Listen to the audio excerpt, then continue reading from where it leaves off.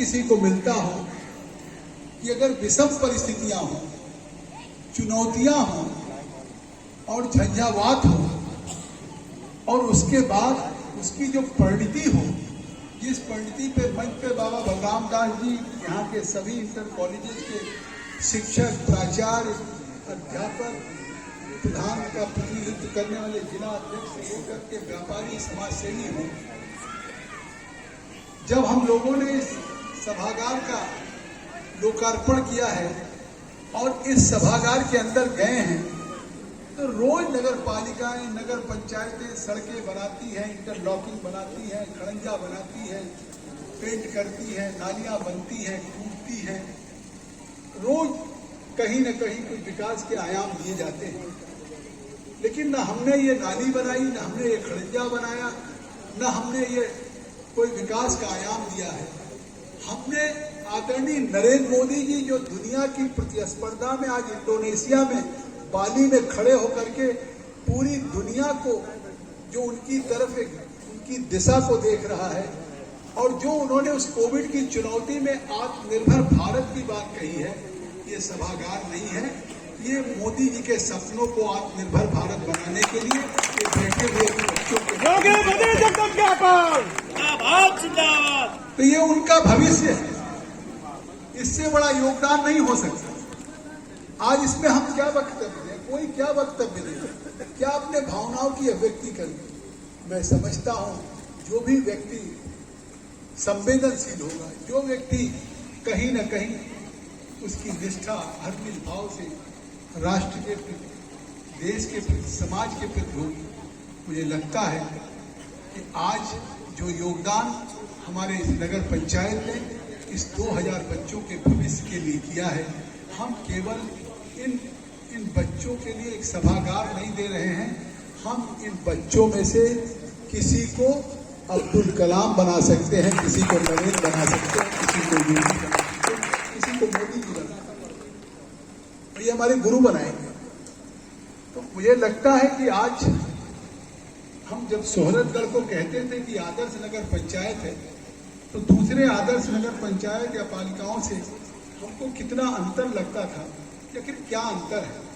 लेकिन जब आज मैं देख रहा हूं कि जहां इस विद्यालय को अगर एक सभागार की इन बच्चों के तराशने की, उनके व्यक्तित्व के सर्वांगीण विकास के लिए, या इनके व्यक्तित्व को पुष्पित और पल्लवित करने के और उनमें संस्कारपूर्ण शिक्षा से उनको सुसज्ज करके और भारत की नींव को भविष्य में दुनिया के शिखर पर ले जाने का काम, विश्व गुरु बनाने का काम अगर है, तो आज किसी कामों से हो सकता है, तो ऐसे ही योगदान से हो सकता है जो सभागार आज हम सब लोग इसके ऐतिहासिक इस क्षण के साक्षी हैं। और जब मैंने जैसा उल्लेख किया कि किसी महापालिका की बात, किसी नगर पालिका की बात, मैं लखनऊ की बात कर सकता हूँ, कानपुर की बात कर सकता हूँ, आगरा की बात कर सकता हूँ, गोरखपुर बात समझ में आती है।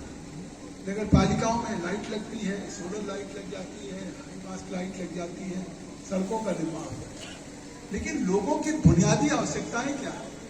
उन बुनियादी आवश्यकताओं को वास्तविकता के धरातल पर उतारने का काम कैसे हो सकता है? आज शायद लोगों की दृष्टि भी नहीं जाएगी अगर कहीं आज हमारे मित्र, हमारे भाई जो हमारे बीच में नहीं है, ये सब सपना उनका है। जब मैं उनके साथ जाता था सुरेश खन्ना जी के पास नगर विकास मंत्री या मुख्यमंत्री जी के पास जाता, मैं तो कई बार अपने उनको कहता हूँ कि मेरे पीछे पढ़ करके मुझे हमेशा सुभाष जी, परम पूज्य योगी जी के पास भी ले जाते थे, सुरेश खन्ना जी के पास ले जाते थे, सुबह सुबह 6 बजे कहते थे चल दीजिए, मॉर्निंग वॉक पे चल दीजिए।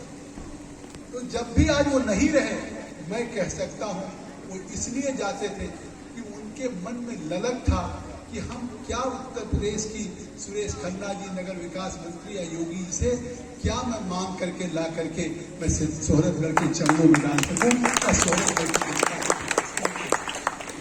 और आज उन्हीं उनके संघर्षों का परिणाम, उन्हीं उसके उस निष्ठा का परिणाम है, उन्हीं की उस कर्मठता का परिणाम है कि न केवल इस विद्यालय में एक सभागार बन रहा है, बल्कि आपने अभी देखा है किस तरह से 20 शहर में जो एक अच्छी उपयोगिता होगी, सुभाष बारात घर, जिसका निर्माण हो चुका है। जब भी हम लोग आते थे कहते थे साहब सोहरतगढ़ इतना प्राचीन कस्बा है, यहाँ से कलकत्ता से व्यापार सीधा होता है, वहाँ के खेतान परिवार, वहाँ के तमाम परिवार आज सोहरतगढ़ के परिवार से हैं।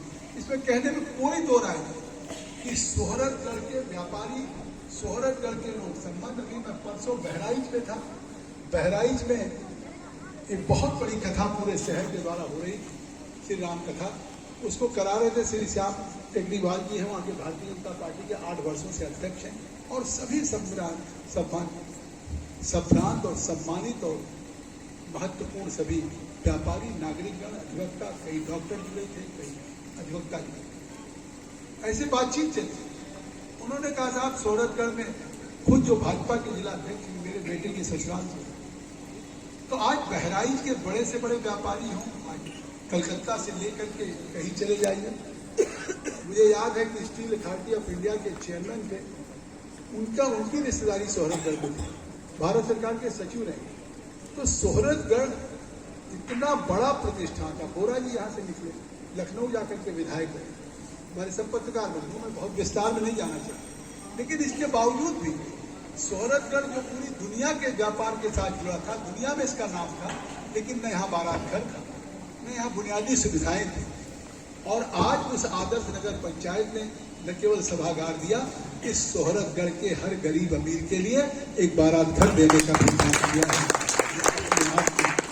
निश्चित तौर से इस शहर को विकास के 4 चांद लगाए। आज वन बाबा मंदिर के सौंदर्यीकरण हो, समाधि स्थल का निर्माण कार्य हो, थाने के बगल में जेब्रा इंटरलॉकिंग सड़क नाली निर्माण कार्य हो, MRF सेंटर तक फिक्स होल्डिंग सड़क का निर्माण कार्य हो, खुनवा मार्ग से समय माता मंदिर का जेब्रा इंटरलॉकिंग हो, उसका निर्माण कार्य हो, चितिया मोड़ से मेड़वा तहसील परिसर में निःशुल्क ग्राउंड के निर्माण कार्य हो, विवाह घर के सामने सामुदायिक भवन बनापुर, रेलवे स्टेशन गेट के बगल टीचर कॉलोनी में भी शिव मंदिर सामने देवी रोहिणी थाना परिसर, काली मंदिर धोबी मोहल्ला में, कूलर नारायणपुर में प्राइमरी विद्यालय के बाउंड्री वार्ड का एक छोटी सी नगर पंचायत गणापुर तो आप जुड़ी है। मतलब इतनी छोटी नगर पंचायत कोई नहीं। क्योंकि मैं हमेशा संघर्ष करता था, मैं भी जद्दोजहद, और मेरा सौभाग्य था कि जगदम्बिका पाल आज चाहे सांसद हों, लेकिन जो एक नगर पालिका के पंचायत के अध्यक्ष के रूप में सुभाष जी यहाँ का सपना देखते थे, उसको पूरा करने का काम करते थे। शायद ये सांसद विधायक का नहीं है, लेकिन आज आपको संतोष होगा कि आपका सांसद उनके साथ कांधे से कांधा मिला करके हमेशा एक एक दरवाजे, एक एक मंत्री नगर विकास के प्रमुख सचिव यहाँ तक जा करके इन बजट को लाने का काम किया। मंडी के लिए हमें स्वीकृति कराई, उसका जमीन का क्या। तो इसलिए समय का महत्वपूर्ण नहीं, समय से ज्यादा महत्व है कि योजनाओं को लाने का प्रयास।